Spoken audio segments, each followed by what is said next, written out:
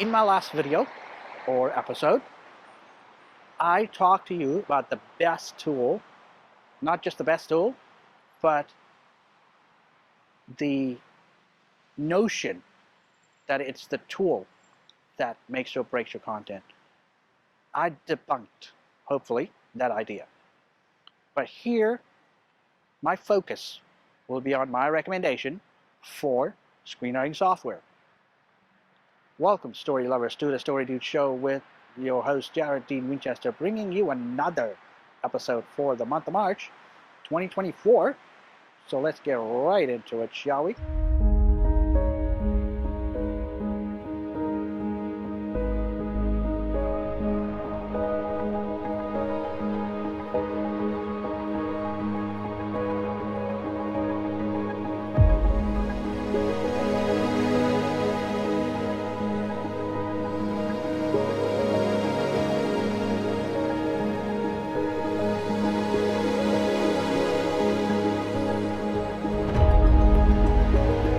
I've been using Final Draft religiously as per the recommendation of most professional writers, saying is that industry standard or whatever.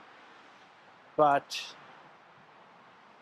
I'm gonna have to say that given the fact that there are more options which will allow you, the screenwriter, to have accessibility to screenwriting software, which will allow you to professionally write a script, I'm going to tell you what my recommendations are. So some of the options that I've come across, I'll list them over here. Final Draft, the standard, the supposed standard, Movie Magic Screenwriter, which also I'm using. There's Writer's Duet, there's Fade In, there's Arc Studio, Studio Binder, and of course there's also the new player, Studio Architect.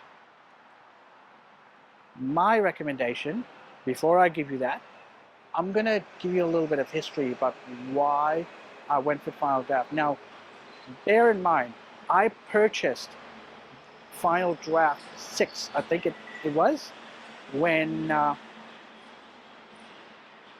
in 2009, when I was told by a couple of writers, now like husband and wife team, that Final Draft was the industry standard, and not to kid myself, because at that time I was using something called Celtics, which is a free platform.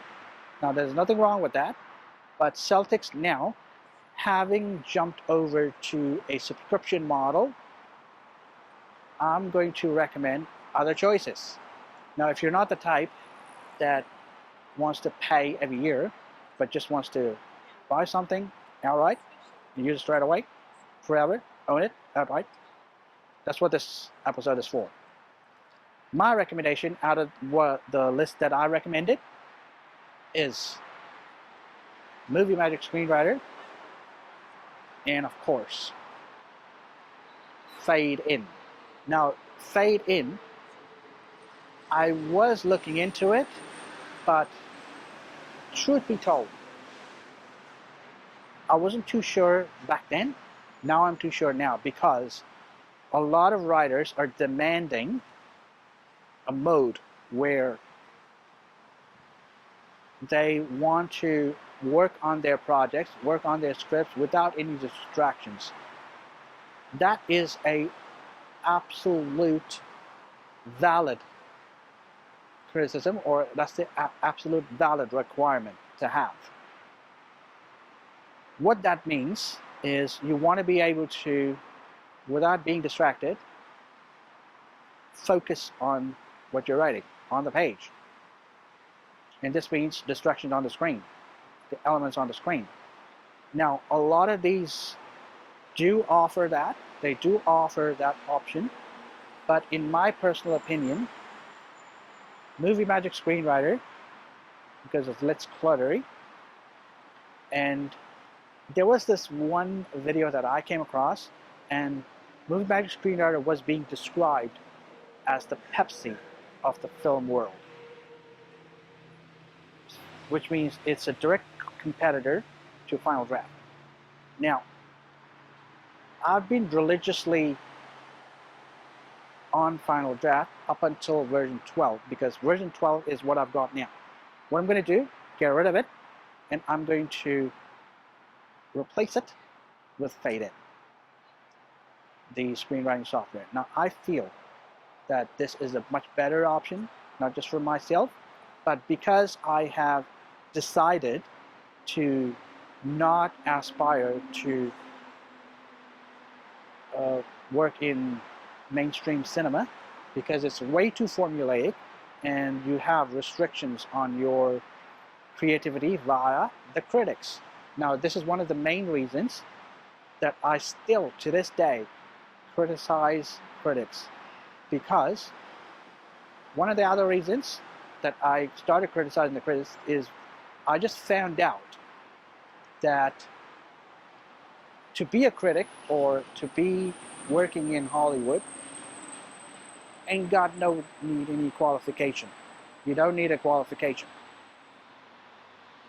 And what's even worse is that the producers or the showrunners in Hollywood have totally given away their power to critics, which is an absolute no-no. That's an absolute deal breaker. And get this, you will have to do any grotesque amount of things just to be in Hollywood. You have to put yourself, your mental health, and your physical health at risk, and that includes working more than 12 hours a day and keeping up with the insane amount of destructive criticism. And when you challenge that criticism, you are told to get over it. You are told to have a freaking thick skin. I'm not exactly sure how that could happen, but all of this, now I'm not a mental health professionalist, I'm not a doctor of any way, but in my view, with the way I see this heading in direction, I do see that a lot of actors who were in Hollywood before have opted out.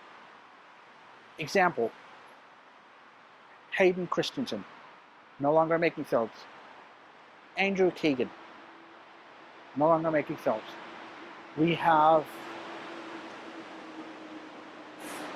okay, who's the other one?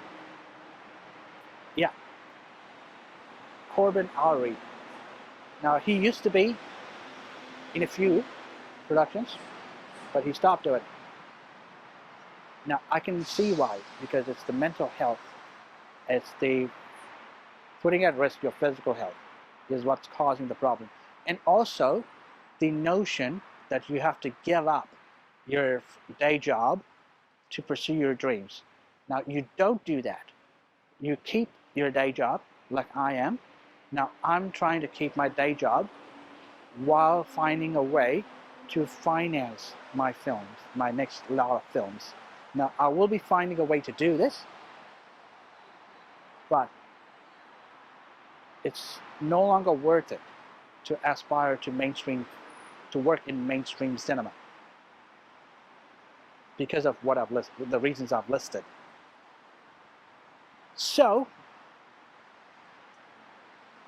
with that being said, so my choice for you, depending on the writer you are, I'm going to recommend Fade-In, screenwriting software, and Movie Magic Screenwriter.